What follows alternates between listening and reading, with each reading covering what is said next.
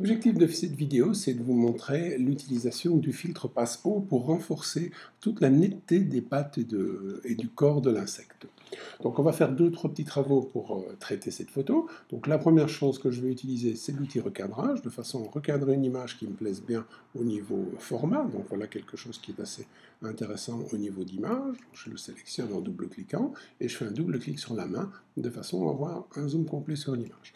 Bon, l'image manque un petit peu de contraste, donc ça va être mon premier réglage. Je vais passer ici sur lumière, contraste, luminosité, et je vais augmenter ce contraste de façon à avoir quelque chose d'un petit peu plus joli au niveau de l'image. Donc là, je vais même encore le monter un tout petit peu. Voilà, là j'arrive à un contraste qui me plaît bien. Bon, je constate qu'au niveau de cette image, toutes les zones autour ici sont un peu claires, donc on va utiliser le LST pour diminuer la luminosité. Alors, avant de choisir l'application, on va simplement ici utiliser le masque de sélection. Je vais toujours travailler avec un dégradé radial ici.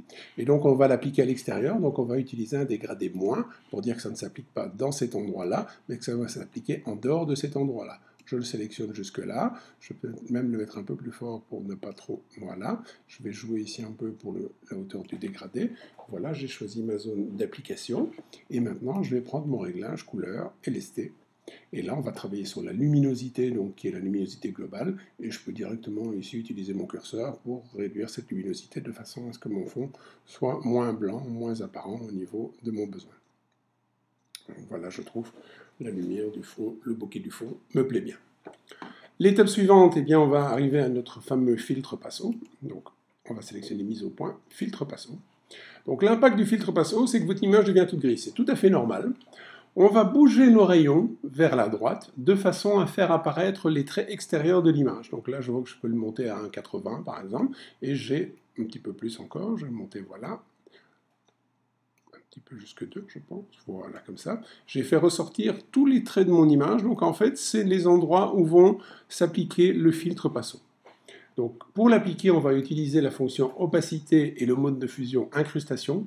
On utilise toujours le mode de fusion incrustation avec le filtre passo. Il y a d'autres possibilités, j'en parlerai dans une autre vidéo, mais retenez que c'est quasiment à 100% l'incrustation qui est utilisée. Je le sélectionne, et à partir de là, on voit tout de suite, on va voir ici au niveau des pattes, regardez, je vais enlever le filtre, remis le filtre, vous voyez tout de suite la différence. On a une netteté supérieure au niveau des pattes. On peut aussi jouer sur l'opacité si on veut la mettre plus ou moins forte au niveau de l'effet. L'étape suivante, on va utiliser le masque flou pour renforcer toute l'image. Donc là, je vais augmenter mon intensité jusqu'à ce qu'elle me plaise. Donc là, je vais mettre pas trop, puisqu'il y a déjà eu un filtre passe-eau, ça ne sert à rien d'aller très loin, parce qu'alors là, c'est plus du tout intéressant. Donc là, on va rester entre 20 et 30 dans ces eaux-là, avec toujours un seuil de 7, de façon à l'appliquer proprement. Voilà, on voit tout de suite que ma netteté est bien renforcée. Bon, je voudrais encore avoir un petit peu de netteté sur l'œil. On va simplement faire une nouvelle étape. On va utiliser notre pinceau plus dans ce cas-ci. On va lui mettre une opacité à 100%. La taille du pinceau, bon, elle est parfaite. Donc là, je vais simplement aller sélectionner le contour de l'œil de façon à lui remettre un peu plus. Voilà, je porte le second en même temps. Voilà. Là, je vais sélectionner mon réglage mise au point masque flou. Et là, on va y aller, on va augmenter le masque flou de façon à avoir quelque chose qui soit assez... voilà, je vais monter jusqu'à 60 là.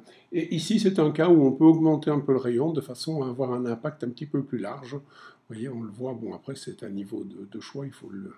Voilà, on va jouer légèrement, on va mettre un seuil de 7 aussi, de façon à ce que les premiers ne soient pas trop marqués, voilà, et on va prendre un niveau jusque là. Voilà, je suis arrivé à voir le niveau de masque flou qui m'intéressait, mon image est terminée. Donc voilà un exemple de l'utilisation du filtre passo.